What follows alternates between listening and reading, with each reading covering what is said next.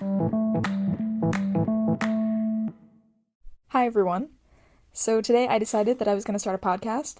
This episode is going to be a trauma dump, so I do want to give a trigger warning before I start. The story involves talks of suicide and psychiatric hospitals and depression, that sort of thing. So just a fair warning. This story starts on my birthday of last year. I turned 19 on November 15th. I had been really depressed. It was a point that I'd never gotten to before, meaning I'd never wanted to die so much. It's like a constant battle in your mind with yourself because you don't want to let down the people that you love, and you also don't want to let down yourself because I have so much to live for, and I know that now. Then it wasn't so easy to see. On my way home from work on my birthday, I was just not doing good at all, and I swerved to the other side of the road. Luckily, I didn't get hit because people just went around me, but it was a very scary experience, and after it happened, I didn't want to tell people that because I didn't want people to be scared or for people to worry, including my mom that night. I didn't really tell her that I actually swerved on the other side of the road. It's just something hard to admit because, I'm not proud of what I did. So eventually I drove home and I talked to my mom about it, and I told her that I need serious help, and I just don't know what I'm going to do. I feel like I need to go to some sort of hospital that's going to help me. And I didn't know then that that would be like the worst decision I ever could have made. That night, my mom took me to the hospital, and we checked in. Basically, 5 minutes after we got there, I had to say goodbye to my mom. They took my phone, and I had to change into these scrubs. Couldn't wear any underwear or a bra. Then they had me go into this hospital room where they gave me some food, but it was really gross. There was a TV in there, but no volume, and it was a very tiny, confined room with one window, and the only thing you could see in that window is a nurse that is staring at you constantly. And when I tried to sleep and put the blanket over me, she came in and ripped it off. That night in the hospital was really rough, because the nurses kept coming in at like 4 a.m. asking if I was okay, and I was like, yes, bitch, I'm trying to sleep. Eventually, I woke up. It was like probably 7 a.m. The worst part of this experience is that there were never clocks, and I hate not knowing what time it is. So they woke me up, and they kind of like fucked up my IV, and blood got everywhere. It was disgusting. Then they got me my stuff. My phone and my clothes were in a bag, and so I grabbed that bag. And me and this other guy and this pregnant woman all went into this van that was going to transport us to the psychiatric hospitals. We had to throw our stuff in the trunk, so I wasn't able to, call my mom or do anything on the way there. I was next to this man. Obviously, I'm not going to give names. But him and I did form a relationship throughout this experience because we kind of went through it all together. He's an alcoholic, and he had unfortunately gotten into a fight the night before, so that's why he was going into this psychiatric hospital. I went to Ridgeview in Monroe, Georgia. So anyway, when we were on the way, it was like a 40-minute drive in this van, and obviously no clocks. We didn't know what time we were going to get there. It sucked. First, we dropped off this pregnant lady at a different psychiatric hospital, and while I was on the way there, she gave me this memoir that she was writing about her brother, like, burning down his ex's house because his ex stole a baby or something. It was this crazy thing.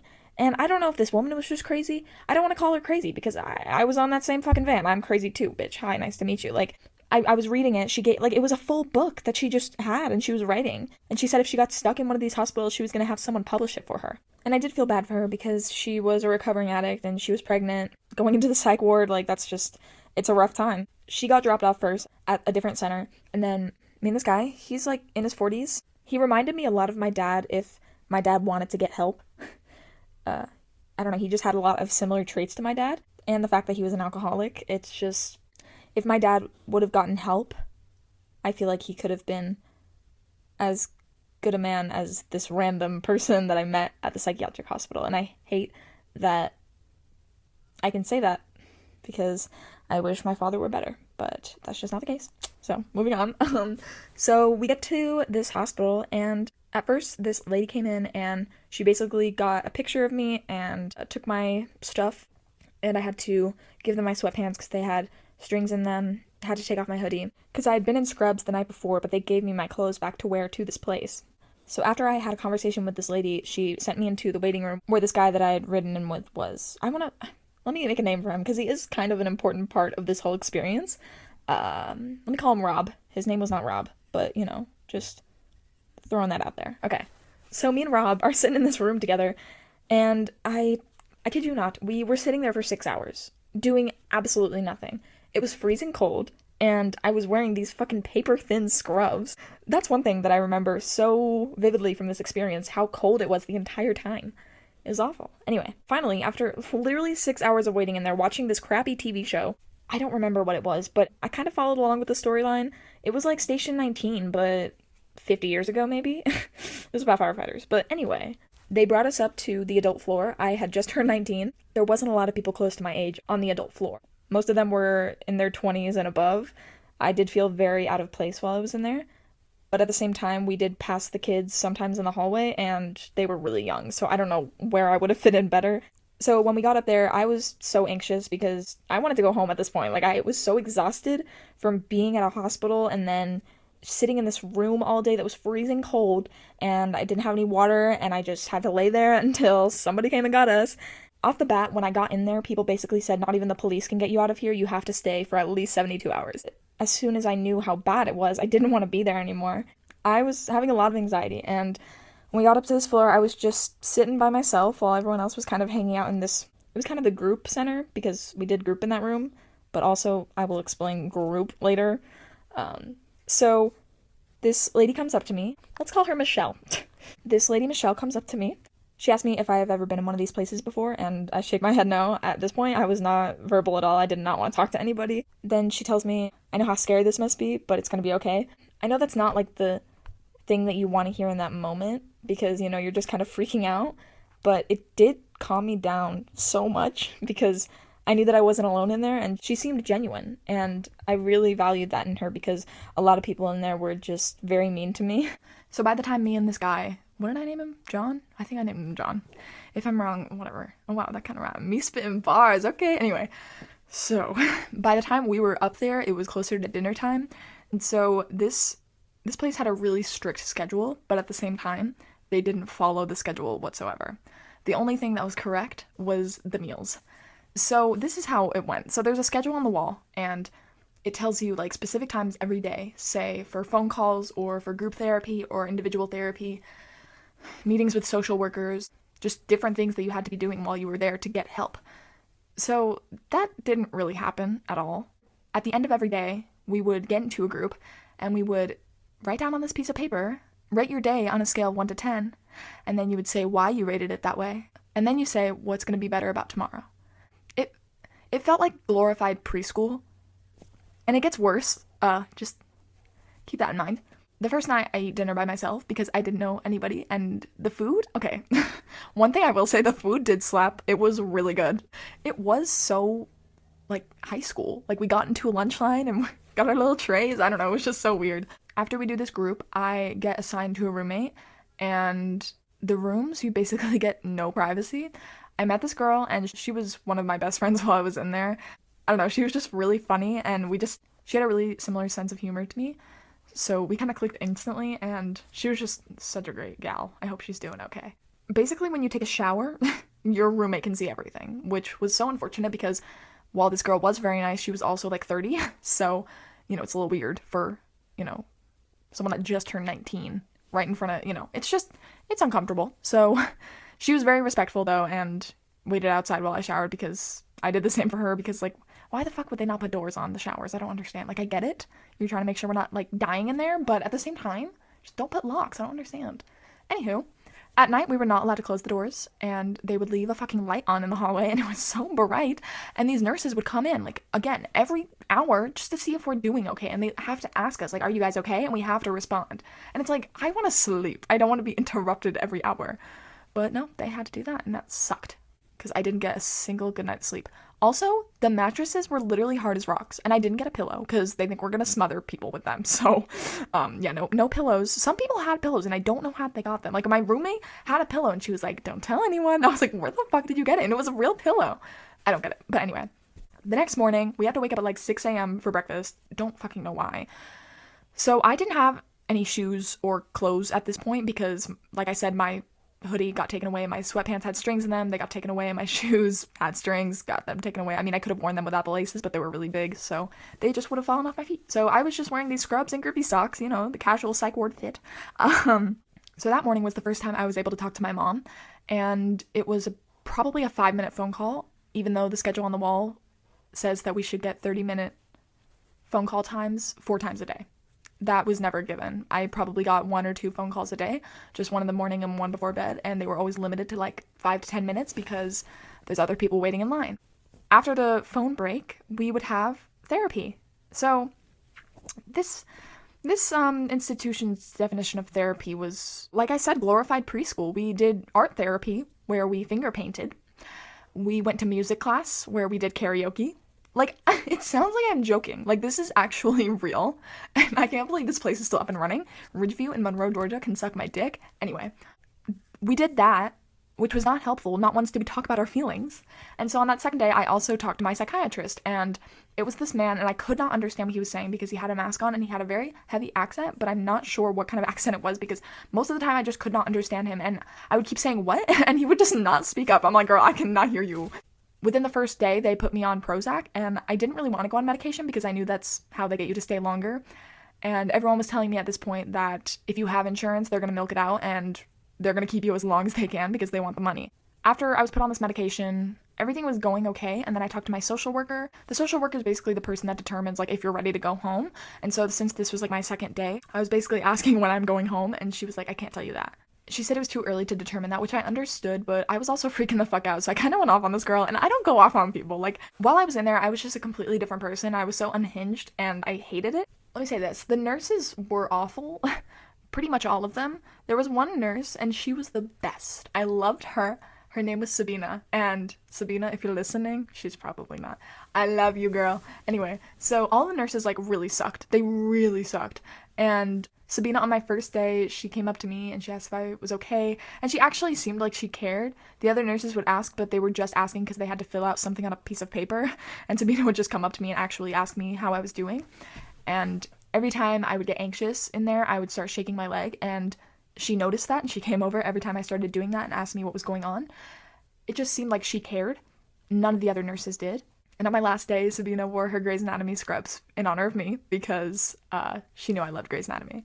Anywho, after I talked to my social worker and have this whole fit, whatever, we watched TV. You want to know what we did for the rest of the week? We watched TV. Literally sat on our asses for probably 8 hours a day watching true crime on TV.